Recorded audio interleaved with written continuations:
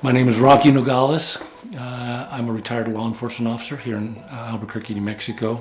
Spent 34 years total in law enforcement and spent the majority of my career in investigations before I retired. Current crime in New Mexico is very high and very disconcerting.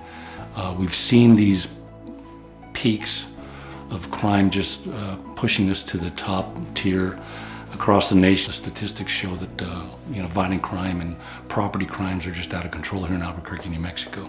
On a national level, serious concern about the crime, and that prevents a lot of businesses to come and visitors. And usually it is as a result of legislation that impacts and politics that impact the resources that are given towards public safety here in New Mexico. We've seen this before.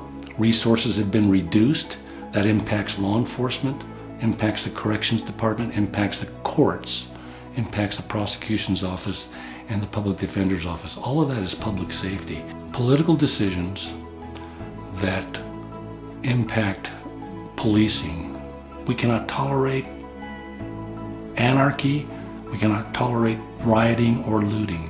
Groups like Antifa that are organized and come into a city to create discord and chaos and rioting, to turn peaceful protests into something that they shouldn't be. And that means you have to allow the law enforcement officers who are on the street to make the decisions that are critical in regards to response to those type of protests. You cause them to stand down, it's going to create some serious problems. You're going to enable the protesters that want to create anarchy and chaos. You need to actually take them out of the picture so that a regular protest can proceed without any type of violence or looting or damage to property. The only way you can do that is boots on the ground, law enforcement officers, commanders in the field that are responding to it. You just cannot do it from inside an office and direct how this is supposed to how they're supposed to respond to these type of problems.